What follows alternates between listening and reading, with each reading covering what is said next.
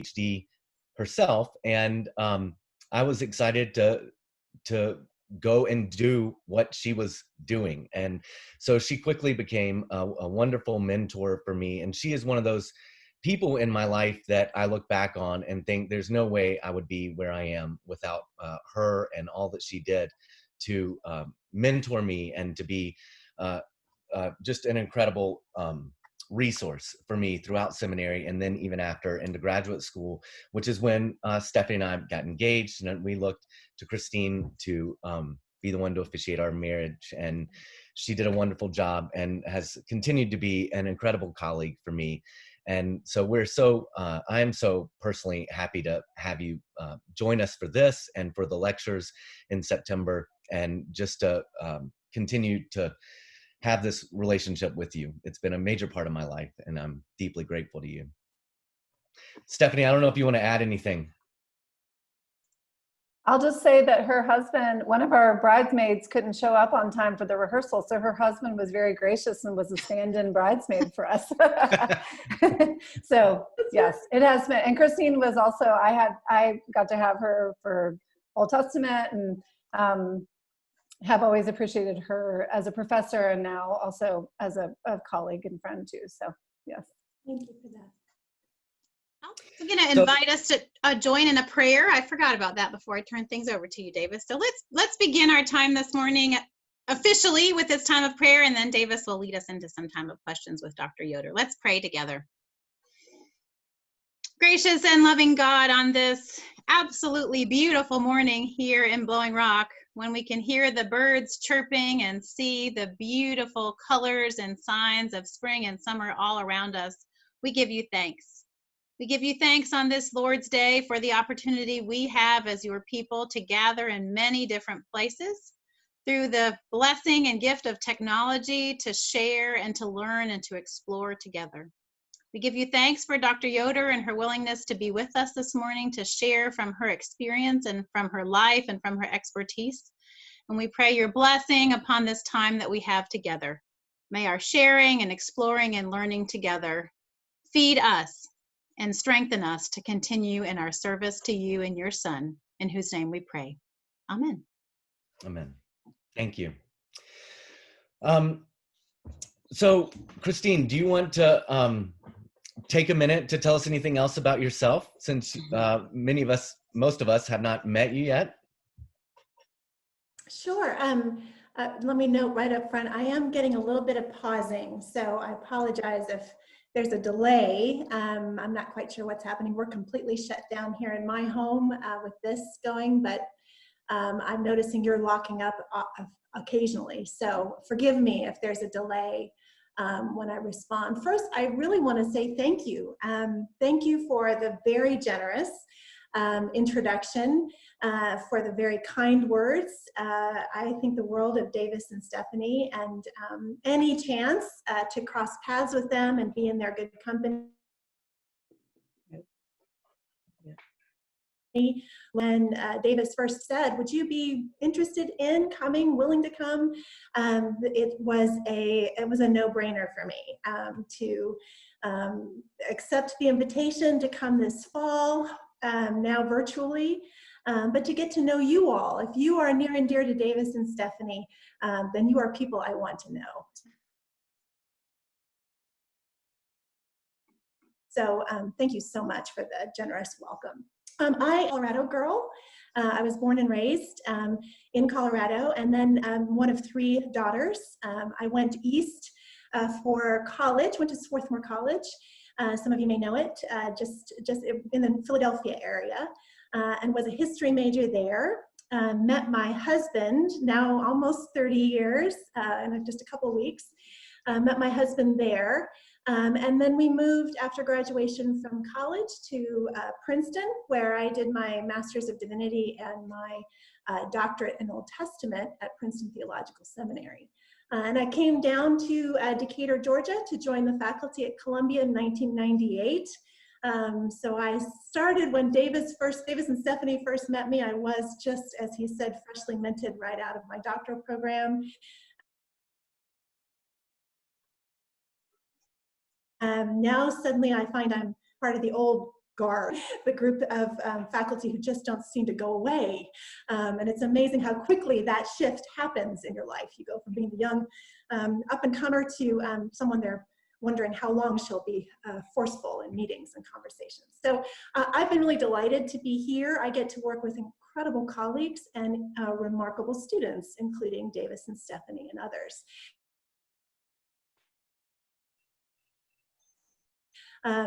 And my particular areas of interest, I have long been, as I'll say a little bit more about in a moment, very interested in the wisdom literature.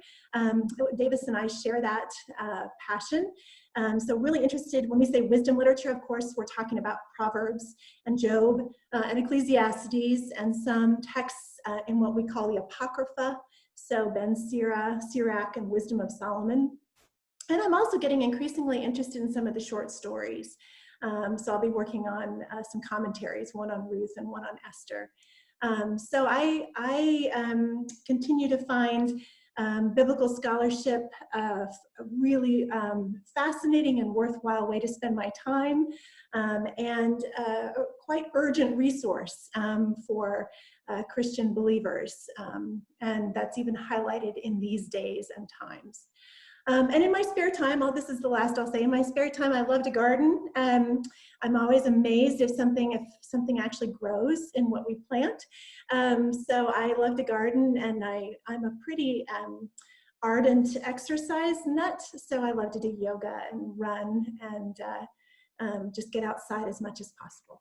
So I hope that gives you a sense of who I am and where I am. That's great. I will say the first time I ever did hot yoga, I think it was with Christine. So, and we are up here in the high country. We are just now planting our gardens. So yes. We actually still have our starter seeds in this room that I'm in right now. They're, I guess, a few weeks behind us, but yes, yeah, very similar. Yeah, but I think they may go in the ground this week. So our kids are very excited, and we are too, about watching the garden. Yes, absolutely. Yeah. So do you want to give us a hint? No spoilers, please, but maybe a teaser about what you'll talk about with us in September? Absolutely. As I've said to Davis in our conversations about this, as we are in the midst of this pandemic moment, I think there's a way in which I've been at least really trying to hold things very lightly. That may seem like an urgent word today, as we know the landscape is shifting so quickly, might seem different even in a week from now. But as I look forward to the fall, my hope is to bring some reflections to you around the topic of longing for wisdom.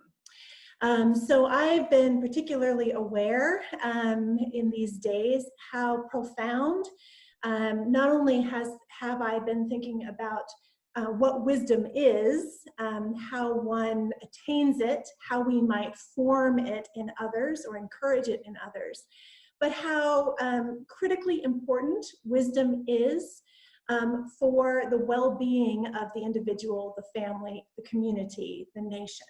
And how in many ways I've heard in the circles in which I move a longing for wisdom from leaders in our own time who are suddenly, Kathy probably knows this well, suddenly put in a position of needing to be a public health official, having to make decisions, wise decisions as best possible, given the information, the data, and the guidance that's provided. So there is this real sense, palpable sense, at least in my part of the world, of longing for wisdom.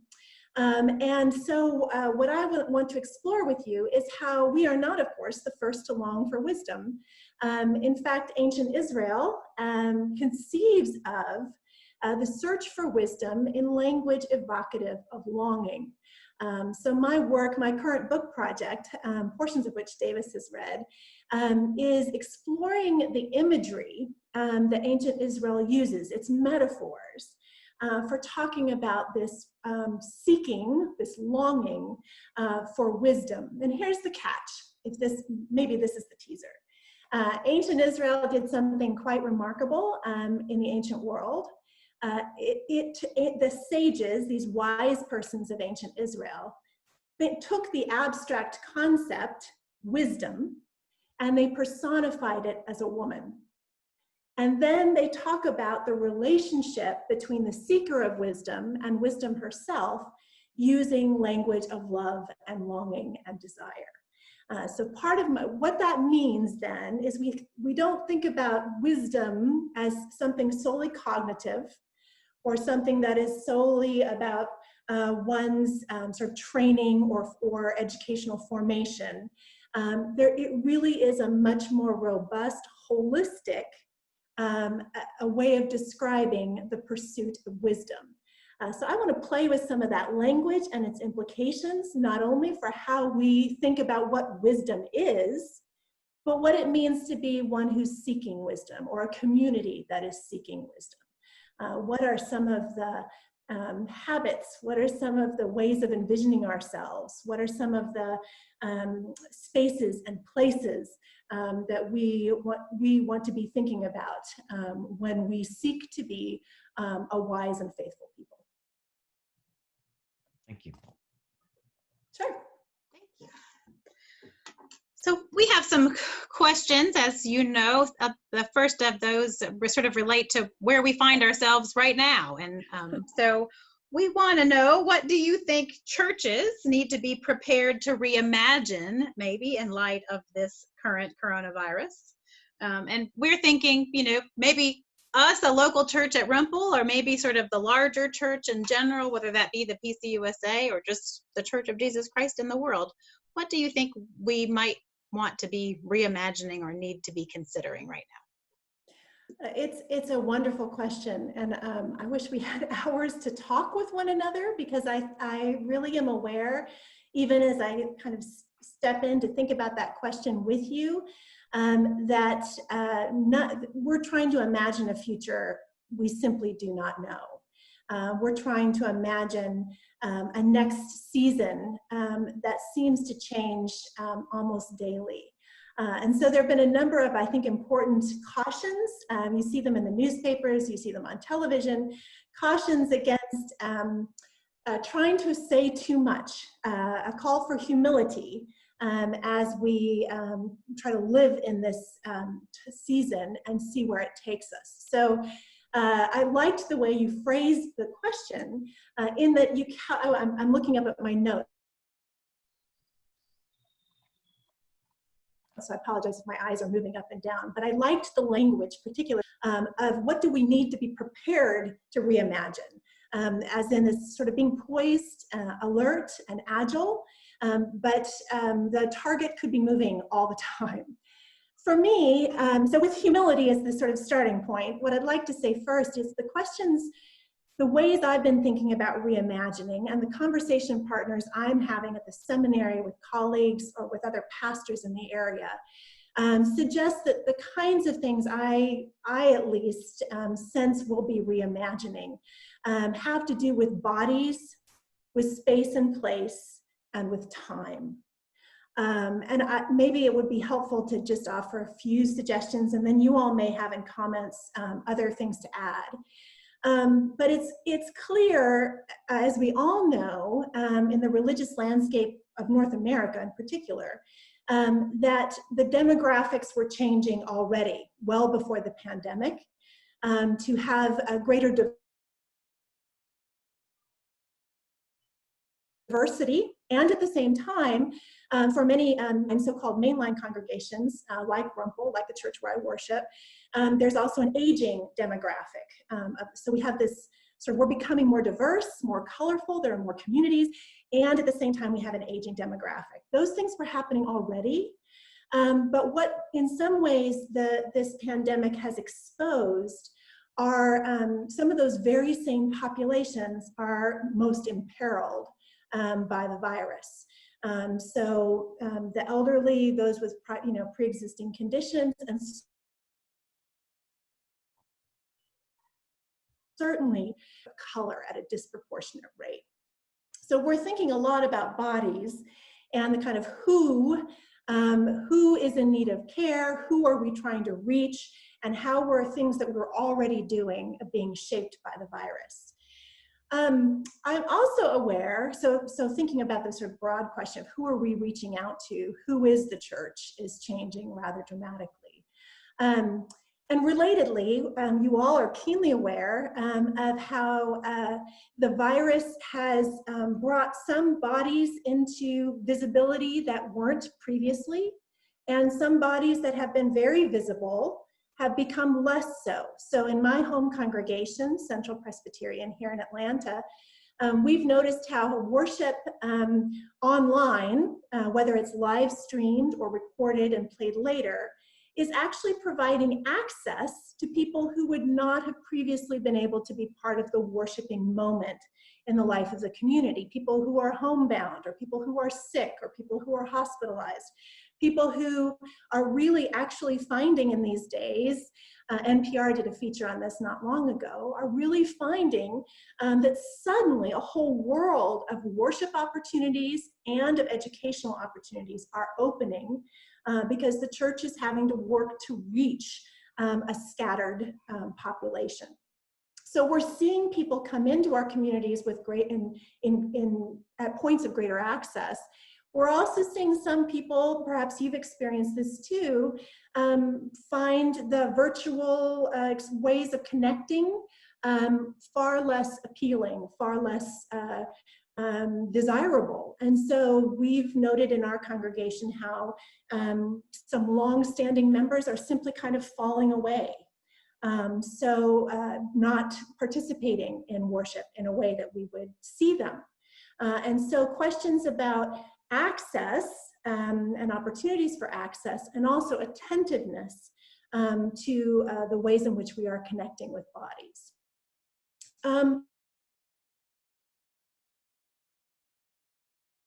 I think we are what it means to be a member of a local church. What does it mean to be a member? If I can, as I've already sort of suggested, if I can listen to worship at Central Presbyterian Sunday morning, and I get involved somehow in supporting the food pantry at Rumple, and I start to spread out my ways of thinking of myself as a faithful person, both locally and nationally and internationally. So what does it mean then to have this category of membership when we think about bodies? And then I think related to bodies, this whole question about the church gathered and the church scattered. We often hold those in as sort of opposites or in tension with one another.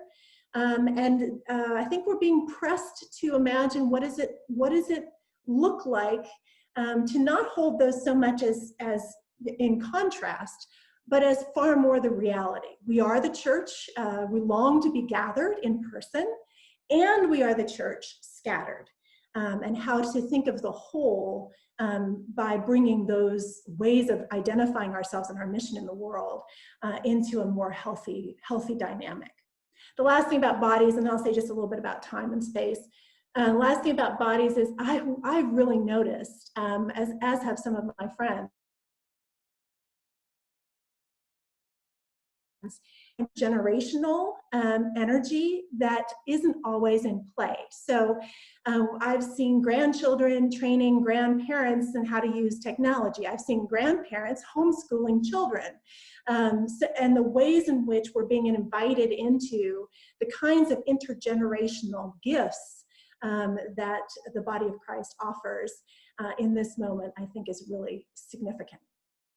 So let me just say a couple things about sort of space, place, and time. They're related, of course. Thinking, as I know everybody is, how to do worship, and how in the world do you do sacraments?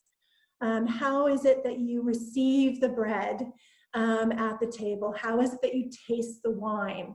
In some ways, our inability right now to engage bodily with one another, I think, as I've already sort of suggested, is heightening our longing and our appreciation for what those rituals what those sacraments actually convey in our common life as a faith community. So I think we're having to really rethink sacramental practice. What does it look like? How might we do it? What are virtual options for us in doing that? And relatedly, a friend of mine who's in the choir at my home church was saying, you know, we're now at a place, maybe some of you sing in the choir at Rumple. Right now, singing is even considered dangerous, right? Exhaling, breathing out. So singing as a choir, much less singing as a community, as a congregation, something that has marked our worship together, now suddenly is something that could do harm to one another. So how do we work together in rethinking some of these heartbeat habits that we do as part of our gathered life? The rhythms of the week, I think, are different. Raise your hand if time has taken on a whole new dimension. You forget what day it is. You don't know, you can gather at night, you can gather in the morning. I forget regularly what day of the week it is, simply because the rhythms and the practices of going from one place to another, or showing up in a certain place, those are all gone now as markers, physical markers of helping us distinguish time. Time is, of course, also in play, changes in time, in terms of our worship life as a community, our mission and service, our educational opportunities, all the ways in which we have sort of classically functioned. We're now having to rethink questions of time. So what is the rhythm in a week now for a church that is both gathered when we can and scattered for a majority of the time? And that bears one more, and then I'll have to stop. One other thought is that church governance, I think, might well be rethought. I've been in, we had a presbytery meeting not long ago in Greater Atlanta. I'm a minister member of the Greater Atlanta Presbytery, and our last presbytery meeting was done virtually. About 350 people showed up. Everything was decent and rest assured. But one of the observations that we made was that, again, people who could not participate in the service in the meeting previously were there and participated. We had folks from Texas, we had folks from Scotland, we had folks who are members of the presbytery, and yet in all different parts of the world. And what it's pressing for us are questions of even perhaps embracing the body and its many, many gifts in terms of leadership and decision-making in a much more welcoming and diverse way. So how is it that we might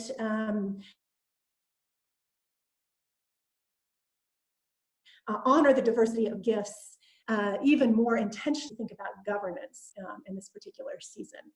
We noted too at the end of that meeting, maybe you all have had a presbytery meeting virtually, but we noted how it didn't tax the environment either, the way all of us commuting to a common place in Atlanta certainly would have done. So there are costs, certainly, and there's a loss, certainly, but there are also some unexpected places of hope and reconnection that I think are worth taking stock of. And then I should stop there. No, it's wonderful. I've got a bunch of notes already written down, and there's so many things that you've touched on that some of our other questions I think may allow you to elaborate even more, but this is wonderful. And about when you were speaking about choirs and music in the church, it reminded me that you yourself are a highly trained musician. There was a time. I wouldn't use that in the present tense, but I did have training. Yes, very much so.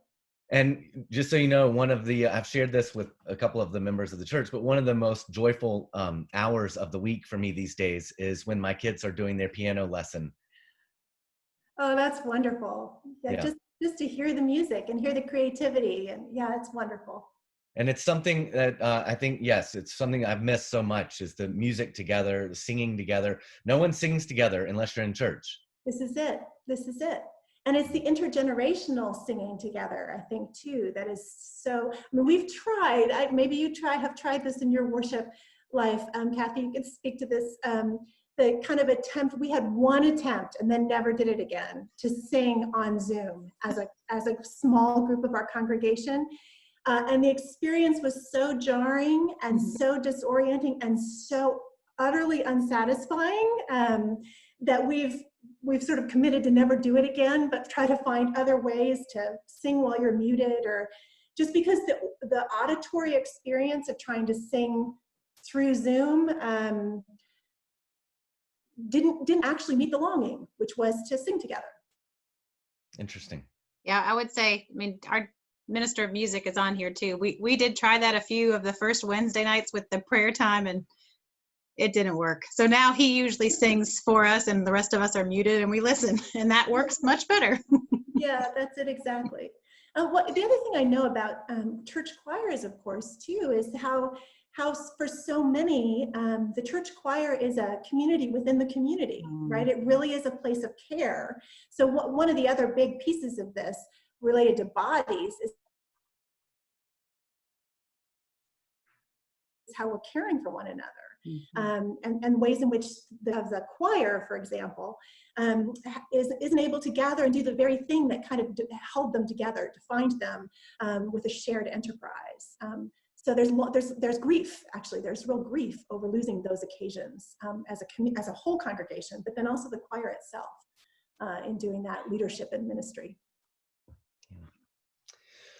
So that, again, you were touching there on some of the loss and the costs of this moment, but I think also, as you noted in some of your earlier remarks, there are opportunities at the same time that are emerging that simply weren't there before, or at least there wasn't the energy to pursue them in the way that there now may be. So can you speak about what kinds of ministry opportunities you think this global transformation is making possible and may make possible in the future?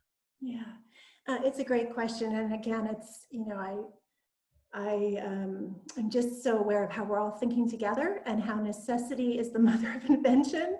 You know, we really are, we have to do this, right? If we want to have a congregational life and a community together and serve together in the mission of God in the world, we're having to think and having to move and having to be creative and having to take a lot of risks to see what sticks, see what is most beneficial for the sake of the whole.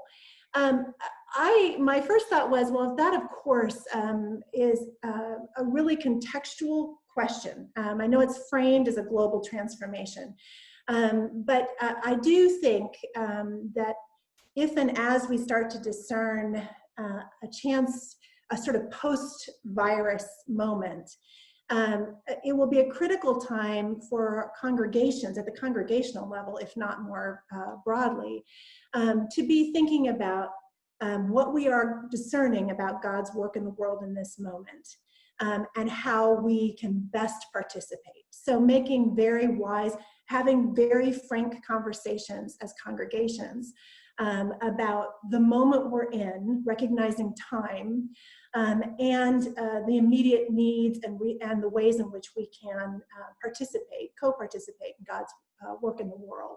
So the first thing I would say is you all will answer these questions in ways I might answer them differently in my home congregation. But I do think it will be a critical time of renaming and reclaiming mission, strategic priorities, what are our resources, what are we best poised to do, and how are we connecting and reaching out to the communities around us. So I think immediately, related to what we've been talking about already, I think immediately of opportunities for congregational care.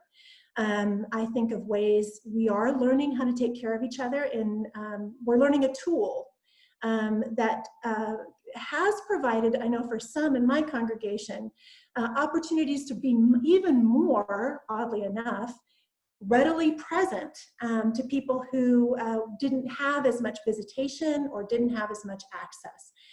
So not only are those who have been homebound in my church, for example, now able to get on in a virtual environment because we've helped tool that opportunity, but now it's easier for congregations to connect, and pastors to connect, and provide the kind of care that's needed. So all sorts of opportunities, I think, for outreach and congregational care. I'm really aware of how what we are learning in this moment is already, at least in my neck of the woods, is already pressing questions of interfaith and ecumenical dialogue. We're all facing the same challenge. At the same time, so I was in a webinar this week and a conversation that followed around some of the strains around race and race relations, and different ways in which faith communities are responding to those challenges and looking for allies. So I think the possibilities for ecumenical work, it's coming out of necessity right now, but I think some of the connections are being forged even more tightly to increase our ecumenical reach. I also think along the questions of membership, it's actually related to the questions of membership, I think the more we think less about local membership and more about networks and partnerships, both within the Christian faith and beyond it, the more we're going to be able to work in concert and work towards shared purposes. I think also about advocacy. If you all are a church that clearly does this, but ways, I think we're learning tools and learning, making connections, networking in ways where we can be even more effective advocates for one another on a social and political scale. I'm certainly seeing that play out here in Atlanta. So I'm hoping that alongside ecumenical work, we might also be thinking even more about advocacy. And then as a sort of, well, the last thing I'll say, and just make a kind of side point about this, is the level of educational resourcing that's possible, or that we're finding is even more possible. So the fact that you all are doing this kind of series and offering it in a virtual environment, the level at which schools are, Swarthmore, my alma mater, links to various educational tools. And I've seen churches doing similar things, right? Here are some resources you might want to be aware of. So it's about educating what's happening locally, what's happening nationally, but it's also about bringing tradition and text into a fruitful conversation with members of the church. So there's a kind of equipping and educating that we are learning to do, and even in a strange virtual environment in ways that are, I think, providing greater access to experts. And the last thing I guess I would say as a side point to that is the extent to which I think the church is continuing to think about matters related to the environment and creation care and how theology and science are in conversation with each other. We are seeing nationally different ways in which faith communities are either embracing science or acting in ways contrary to science. And so I think to what scientific data might suggest. So I think there is going to be a broader sort of national conversation around matters related to theology, faith, and science. I should stop there. No, that was great. This is just a small anecdote for me personally, but I have been involved, and Kathy and Stephanie know this, maybe some others too, but in these weekly meetings on Tuesday night from 10 to 11:30 p.m. With a synagogue in British Columbia, but it's a very small group, and it includes one person who's in New Zealand and one or two people who are in Jerusalem. And the person from New Zealand had as their background the picture of the Dome of the Rock in Jerusalem. Yes. Yes. And one of the other 12 or 13 people on the thing said, that's the view from my porch, like right now. That's, she lives in Jerusalem and could see that. So I do think that I've already experienced, I know you have too, some of these opportunities for education, for interfaith dialogue. And in that case, I mean, it's truly all around the world, and it's 15 or so participants. And anyway. That's right.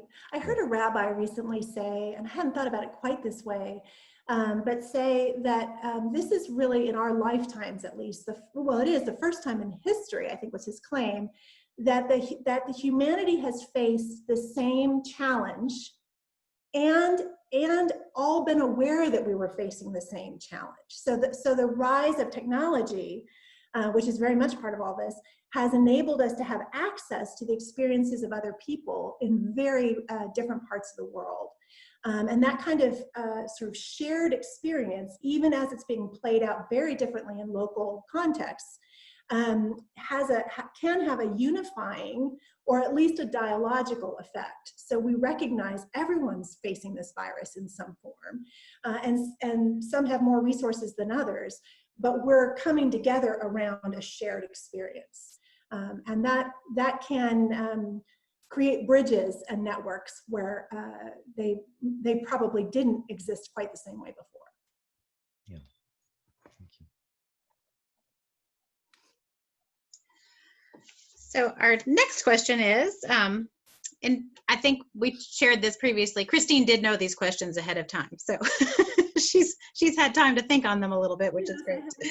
What kinds of resources do you find in the Bible, in Scripture, and or some of our church traditions? You've already spoken about some of these things as you've sort of talked about the sacraments and congregational singing and those. What kinds of resources do you find that you think prove especially helpful for us as we deal with this new situation and all of its implications, both locally and globally? Thank you. Yeah, this question feels a little bit more like it's in my wheelhouse, in the sense that the others, it's sort of imagining around. I keep finding myself when we talk about, what are we learning, where are we going to be, what is it going to look like, that it feels a lot like navigating around a corner or trying to imagine through fog. It's just so unclear. And this question made me feel like, okay, now I can settle in, because there's so much to say to this question about the resources we have available to ourselves. And so for our time, and to allow time for conversation and question, I'm going to kind of stay narrowly focused in my particular area of expertise, and look at the Old Testament, some of the Old Testament resources, many of which I'm sure you're very aware of. My reflection on this question really started right as soon as we were closing down schools and beginning to shelter in place.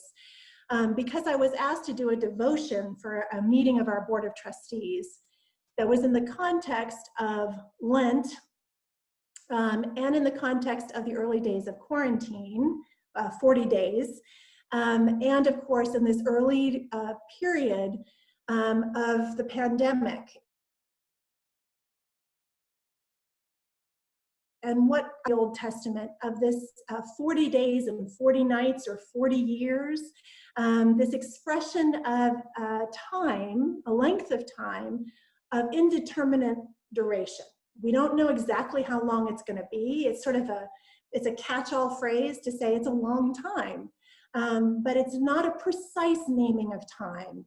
And so the first thing I started thinking about in terms of resources in these days were texts that lift up this kind of, how is it that we live between former times and latter times, when we don't really yet know what the latter times are going to look like. And we can't go back to the former times. And so you can think of biblical stories, I'm sure, that the description is in between time, that is liminal. It is, and oftentimes it's life-changing, life-transforming, even life-imperiling. So I'll give a few examples. The flood narrative in Genesis 6-9. You have the Israelites wandering in the wilderness, those wilderness narratives. I think particularly of the wilderness wandering in Exodus 16-19. when the newly liberated Hebrew slaves are trying to find out how to survive in the wilderness and move from having been slaves to Pharaoh to binding to Yahweh. So they're needing to learn trust. They're needing to learn a new economy. If I send manna from heaven and quail, if God sends manna from heaven and quail, they have to learn new habits of how to gather the food needed. What they learn is that everyone gets the same portion. They don't hoard. They don't need to hoard because God's provision is trustworthy. They learn to take a day of rest. So there are all these kind of habits that they're learning in the context of the wilderness that positions them to actually receive the covenant as a next gift, a next expression of how they shall live. But remember, even as they're learning these new habits of trusting in Yahweh's economy and in Yahweh's fidelity, they are still longing at moments for the flesh pots of Egypt, right? They still hunger for what the food that was, even though that food was deadly for them, right? It was in the context of slavery. So I think about that as a sort of in-between time story. I think about Moses up on the mountaintop in the storm, waiting for the gift of the covenant, and having to, not knowing how long that wait would be, and having to nonetheless in the midst of a theophanic, a divine storm. I also think, I was thinking particularly in the season of Lent, of Jesus in the wilderness. I was thinking particularly about the Mark text, to bring in a New Testament reference. Mark 1, the very brief description of Jesus's testing in the wilderness, this sort of formidable adversary that Jesus meets there. But Mark is quite clear that while Jesus is there are wild beasts and there are angels tending to him. And so this notion that the wild beasts are somehow maybe being held at bay, or there's some sort of symbol of a peaceable kingdom. There's some debate among interpreters about what the wild beasts symbolize in that story. But there is, it's clear that even when Jesus is in the midst of this very taxing, trying struggle, that angels are tending to him. And so I keep thinking about the angels in this season who are tending to us. So one first thought is there are plenty of biblical stories that are wrestling with in-between times. And we even have prophets like 2nd Isaiah who speak to a former time and a latter time, and the sure and certain hope that God is about to do a new thing. There is a next, even as it's not quite clear for us what all it entails. Can I give a few others? Okay, stop me. No, this is great. This is great. Thank you. You can raise the hand or just say, stop, Christy. I really think laments are critically important. My own experience in my own faith community right now is we have this incredible resource of laments in the Old Testament. There's a thick tradition of Israel's bold assertion that you bring all your pain, all your grief, all your loss, all your struggle, and you speak it directly to God. That God, that it's an act of trust, it's an act of faith, and it is language of faith, much as we might very well think, well, God doesn't need to hear, or I don't want to trouble God, or God already knows. Actually, the habit of speaking our pain, trauma, grief, is part of the discourse. It's part of the language, the prayerful language of faith. And my sadness, at least my experience has been that in North American culture, not that many of us, Walter's written on this, many people have written on this, we have largely lost the capacity to lament. It's not speech that we readily turn to. If anything, we're a culture of, it's going to be okay, let's deny that it's as bad as it is. And the cost to that, we all know well. We work out our loss, our grief, in other ways.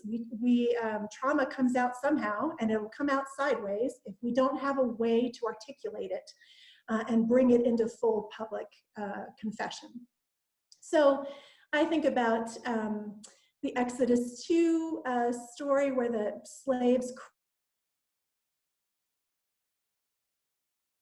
cry out.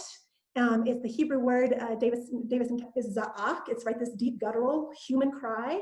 And that cry is enough to pivot divine action. That cry is enough to summon God into stepping into the situation in very dramatic ways. You have the Book of Lamentations. You have a third of the Psalms are lament psalms, communal and individual. So when Israel said, "How is it we speak to God?" the Psalter being the prayer book of the people, how is it we speak to God? Fully a third of those texts are laments. Learning, I've not been surprised that in the last 3 or 4 weeks, many of the invitations I've received from congregations or groups of pastors have been around, help us remember, help us think about how we express loss and longing. And lament is a most effective tool. So looking at like Psalm 130, Psalm 13 is the sort of quintessential short example, yeah. I noticed you're in the Psalms for worship today, so Psalm 23. So this kind of claiming of the Psalter broadly, but within the Psalter, the lament tradition in particular. I'll also put on the table, and Davis, I think, will nod at this vigorously, the book of Job. Here is a man who is the quintessential wise, successful person who's warped by natural and human disaster and a divine bargaining contest between Yahweh and the Hasatan figure. And in many ways, the book of Job not only talks about the dismantling, the unraveling of this person's world, but also then pivots to invite us into how is it that the friends, Eliphaz, Bildad,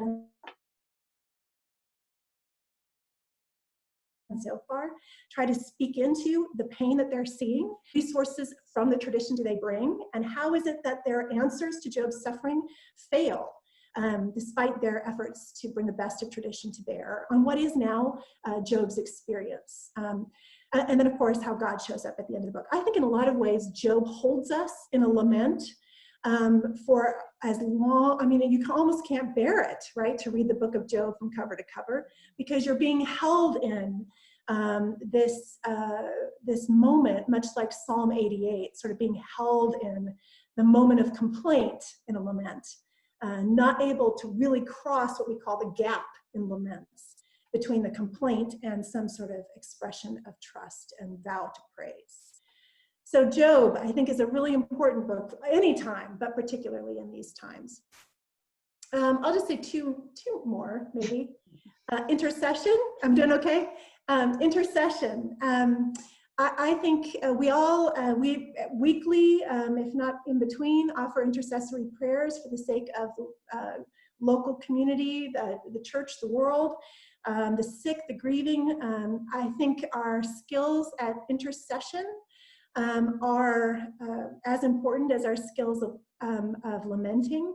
And so reminding ourselves to kind of stand in the breach, attempt to be repairers of the breach and advocate, pray for, and on behalf of, pressing divine intent, really looking for ways to call on God's reputation, on God's action for the sake of the good in the world. And the text that I immediately think of when I think of that habit, that language of faith, is Abraham in Genesis 18. Before God is about to destroy Sodom and Gomorrah, what does Abraham do? He stands, the text says he stands before Yahweh and refuses to have Yahweh go about Yahweh's work. Without the questioning that Abram offers. If there are 50, if there are 45, if there are 40 righteous people in those cities, will you still destroy it? Will the judge of all the earth be just?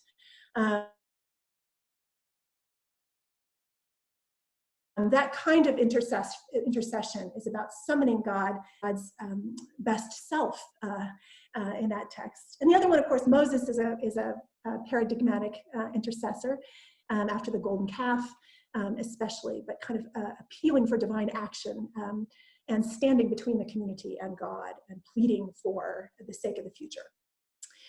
I'll add one more and then suggest sort of a small corpus of texts. About a week or so ago, I started thinking a lot. I think it's about this sort of time issue. I started thinking a lot about the scene in Genesis 32 where Jacob wrestles in the night. So lament psalms often talk about crying out at night, sort of night being the time of profound spiritual wrestling. And the Genesis 32 text has Jacob, again, in an in-between moment, on his way to reconcile with his brother Esau, wrestle with what's described as the man in the text, arguably God, but this kind of striving, right, with the divine one and demanding a blessing, refusing to let go until there's a blessing. The fact that story moves from this night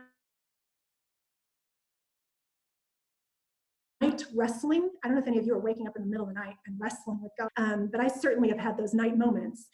This kind of really, in some ways in the dark of night, our questions and concerns and wrestlings are even more palpable, even more potent at night. But here, as a consequence of striving with God, he doesn't emerge the same, nor will we emerge the same from this pandemic season. He has a new name. He's physically different as a result. He walks differently now. And he has to name space and place differently. This is the place where I saw God. And so the place even takes on a whole new story by virtue of it being the epicenter of this divine wrestling.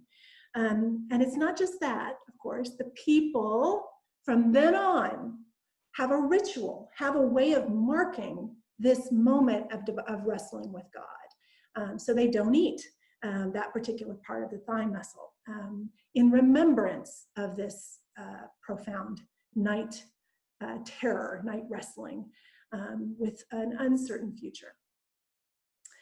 So I think I should probably stop there, mindful of time and questions. There's plenty more. I think post-exilic texts are important, and what do you do in the return, and is there such a thing as a restoration? But perhaps we could continue some of that in the fall. I'm eager to hear what you all are finding helpful. Thank you, Christine, for all of that. As Davis said, I started with 1 page of notes, but now I'm done with 3. So, and I had to sort of scribble all of it because I didn't want to flip the page again and miss anything else. So, well, that's kind of you. I hope it feels a lot like I worry sometimes that there's so much, and then when you're in a Zoom kind of conversation, we can't do the kind of back and forth that I know we all would like to be doing. So I always feel like in a Zoom conversation, I'm talking way too much and hearing far too little. So I'm eager to hear what you all have to say. So we'll open it up for questions. Just note that all of you are muted. So if you want to ask a question, you'll need to unmute yourself. If you're not sure how to do that, I guess just wave my way.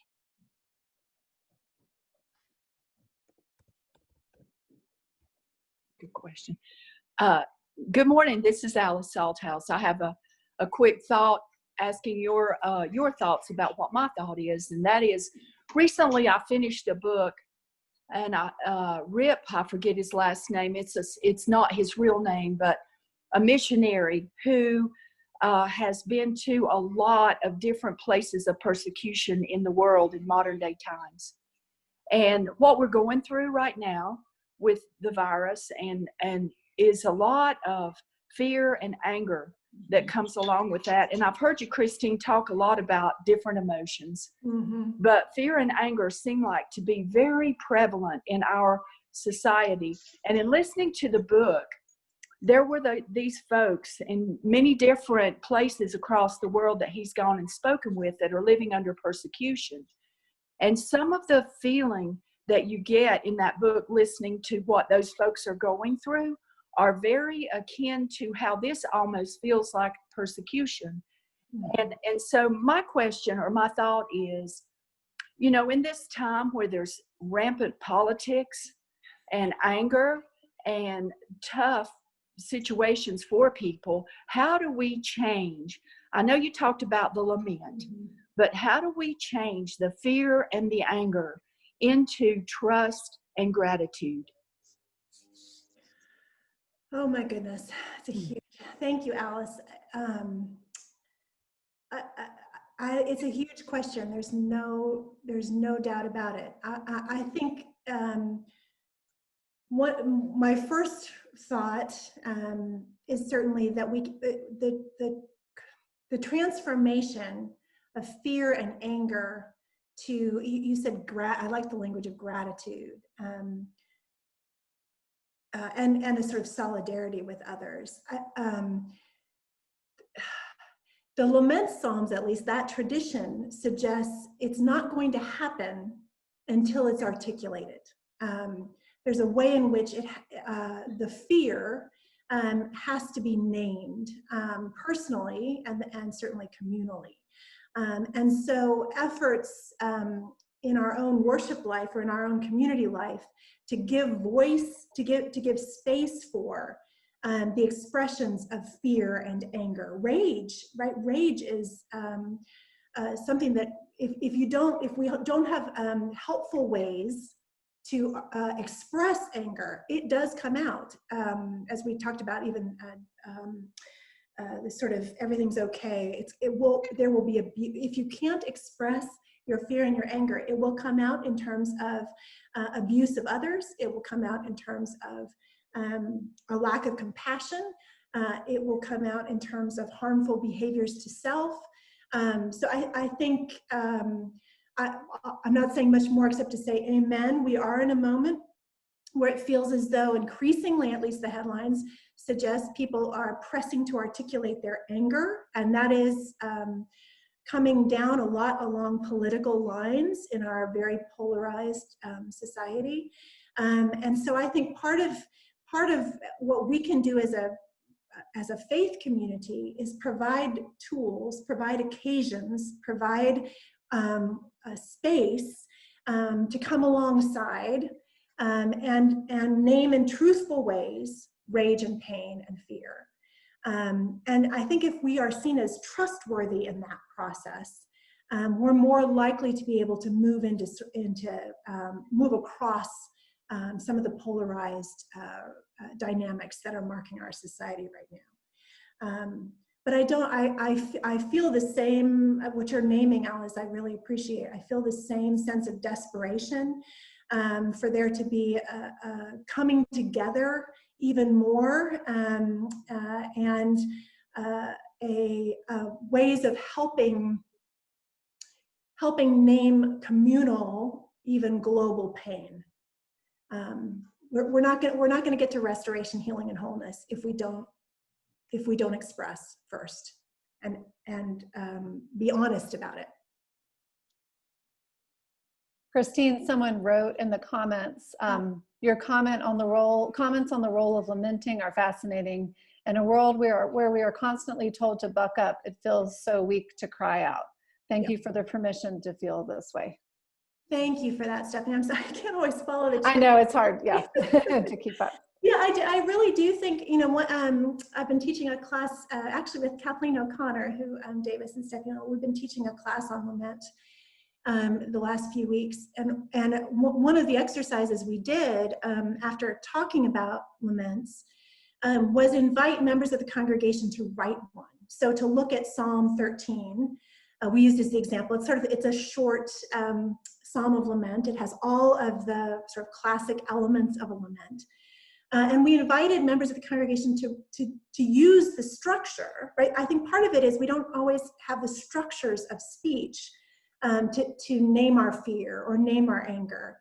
And here we have this scriptural resource, even scriptural warrant to do so. And so what they did last week in this class was they all, probably about 8 of them or so, wrote their own laments using this structure. And what was so telling, I think, as we reflected on that exercise this past Thursday, was the extent to which exactly what the comment was observing, that those who had done the exercise had not, until that moment, had structure, known kind of how might I do this, what's the architecture of a complaint, how can I put my words into something that has depth and history to it, and that they were so aware in their own bones of how we're in a culture where you don't do this, and you certainly don't do this publicly. So several of them said they went through multiple drafts. The first draft had to try not to speak too frankly, too honestly, with too much raw language to God. And then finally, they started practicing again.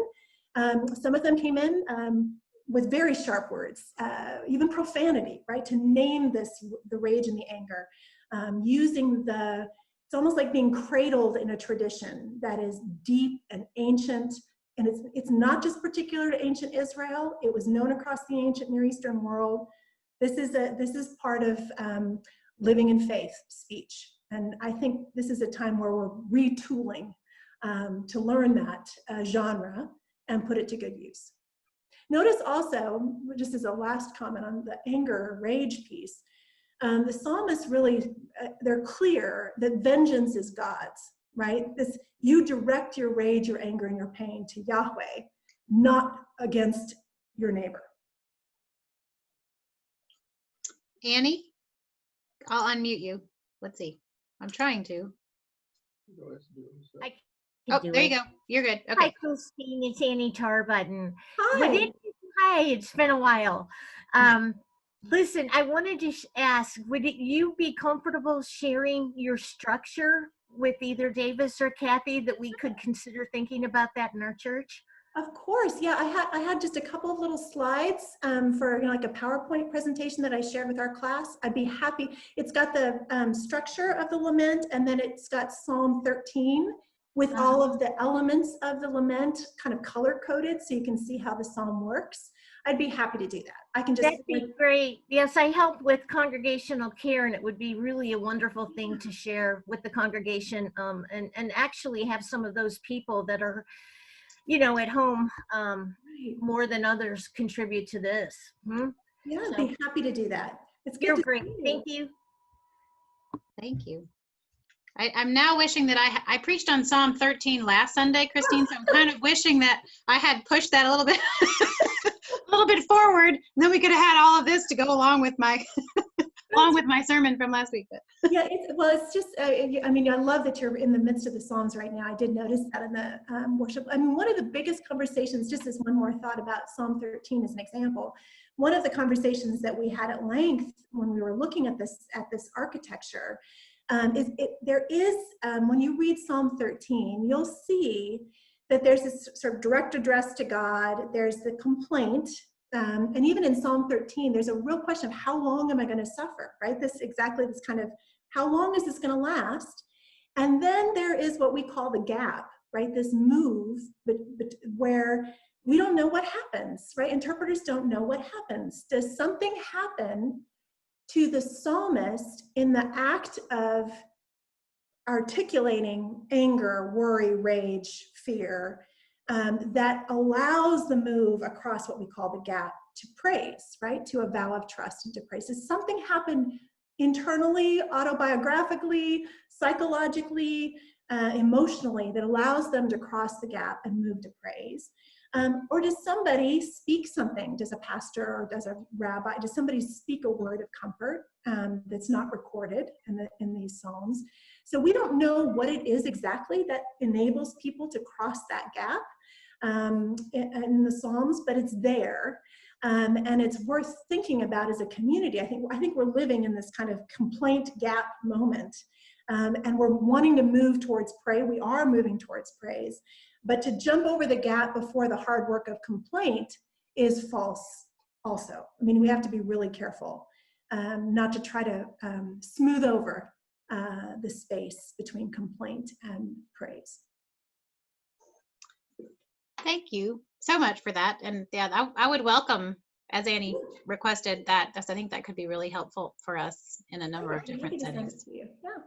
And I wish that it wasn't so, but it's 10:45. I'm not sure how we move through an hour and 15 minutes in my estimation so quickly. So that was a lot to take in, and I know I speak for all of us to say that we are so very grateful to you, Christine, for making this time and for sharing this with us.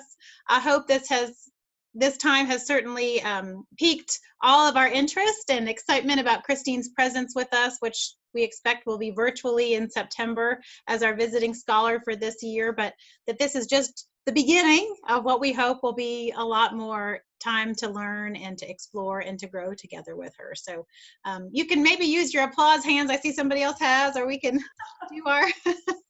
Thank you all so very, very much.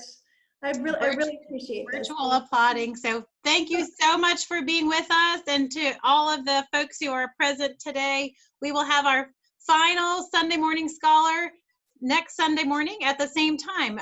Greg Jones will be with us from Duke Divinity School. So we hope that you will join back in next Sunday and tell your friends and neighbors. Thank you so much, Christine. This was a wonderful blessing. We look forward to being with you in September. Be well. Bye. Thank you. Bye.